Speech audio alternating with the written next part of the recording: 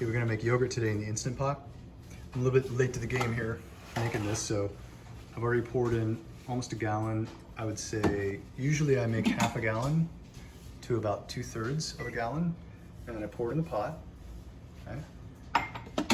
Usually put the top on. I don't even put the little sealing nugget on there. And to start with, the first step is you press yogurt until the display says boil. All right, so it's going to gently boil, and then it'll stop. When it stops, I'll take the top off and I'll let it cool down to about 100 degrees, and we'll pick it up there. Okay, it's done boiling. Now it says yogurt. So what I'm gonna do now is take it out so that it can cool off. It's been about 15 minutes and there is a skin forming on top of the yogurt. I like to take this off when it gets substantially thick enough for me to pick up, because the skin will hold heat inside. It will slow down the cooling process. I just pick up the skin and throw it away. You don't have to do this, you can do this at the end, but I do like to just discard the skin sooner than later.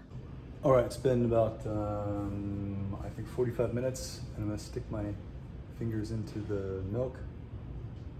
I just washed my hands, and I just took the skin off now.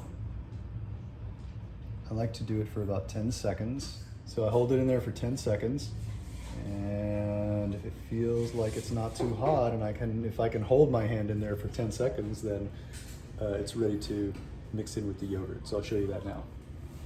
You can use any kind of plain yogurt, plain, right? Not flavored. And it can be whole milk yogurt, or it can be skim milk, or low fat, no fat, whatever. That doesn't matter, because it's a small amount of yogurt that's going into like half a gallon or 3/4 of a gallon of yogurt. All right, so I'm just gonna dig this out of there with chopsticks. By the way, I often let it come up to room temperature just because it dissolves in the milk a little bit more easily, but it doesn't matter. Like, the whole process of making yogurt is really simple. By the way, don't let anybody fool you. They say that you really shouldn't shake the yogurt or vibrate. You know, like one author actually said, you know, try not to even bump into it. Try not to even bump it while it's incubating. I never found that to make a damn difference at all. Yogurt is very resilient. You know, these bacteria in here are not going to be killed by vigorous mixing.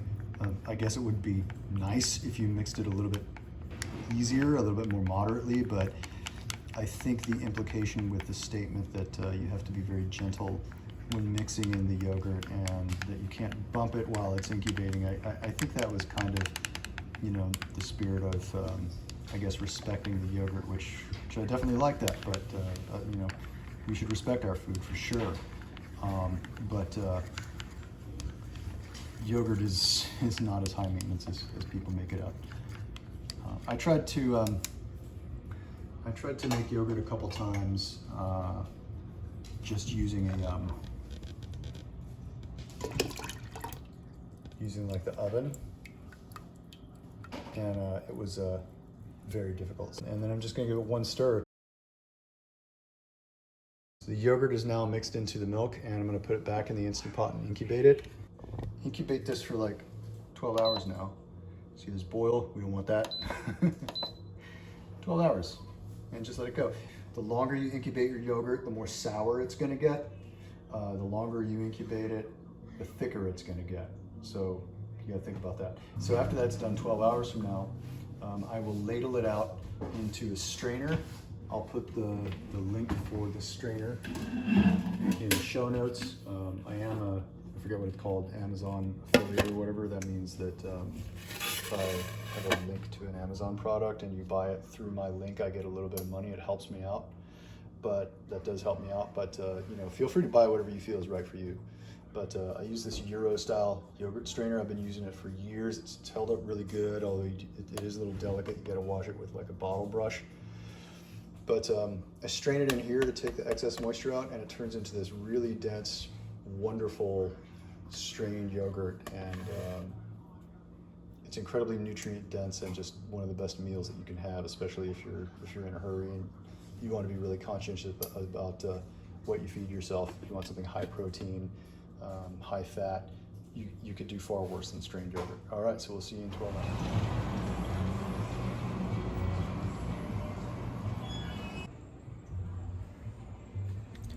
All right, it's the next day. The yogurt's done, so let's take a look. All right.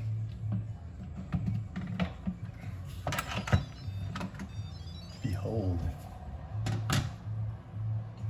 Beautiful, beautiful, beautiful yogurt.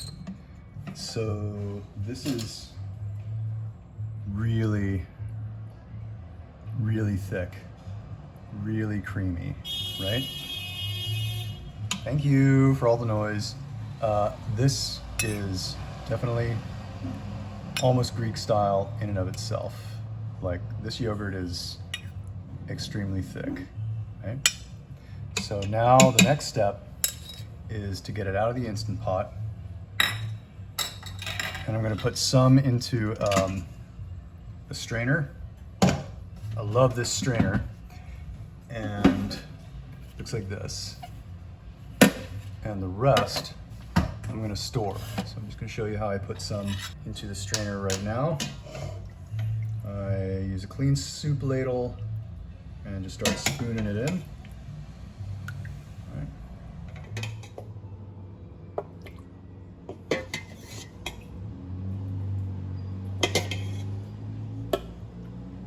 And if you're really impatient, you can just pour some of it in.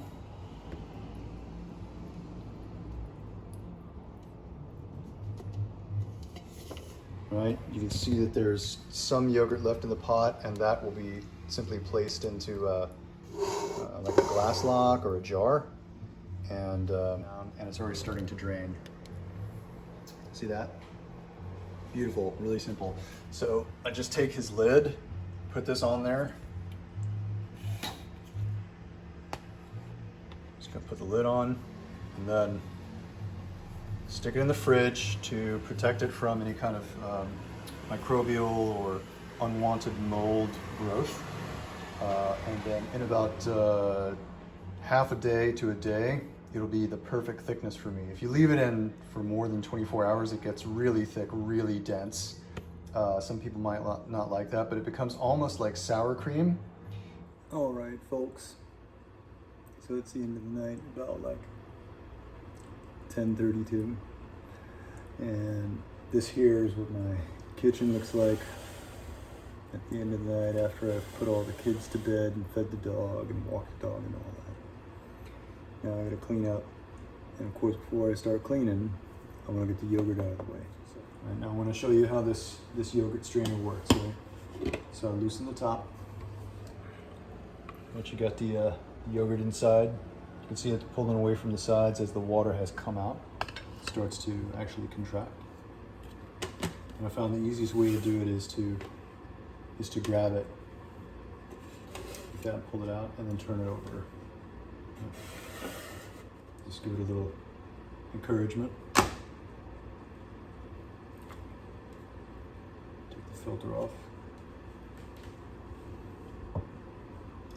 Best way to wash this is under running water with a bottle brush. And what I like to do is simply divide it.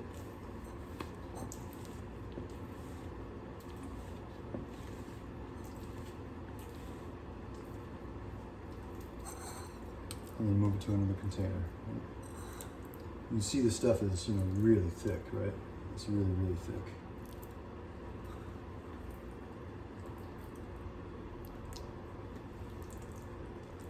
I like that. And I would say, for me, a complete meal is about 2, maybe 2.5 of these triangles.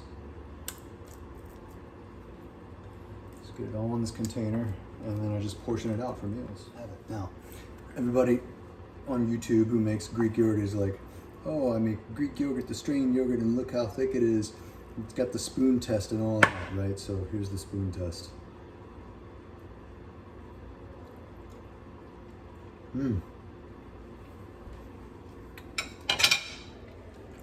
Definitely passes the spoon test. So good. That was barbecue chicken. I'll show you how to make that one day.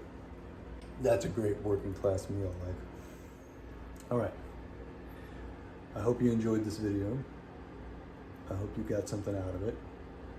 I'll put links to the products below. I'm an Amazon affiliate. I'll get a little bit if you buy the products through my links.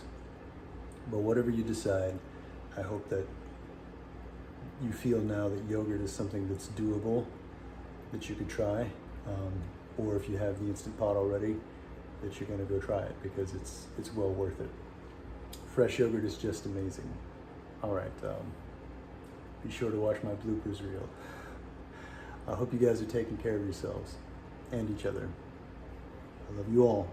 Bye-bye. This is far outside the purview of health insurance, politicizing your self-care. You can put a little bit of kimchi on the side, and it's quite an experience to have, like, kind of gastrointestinal upset or distress.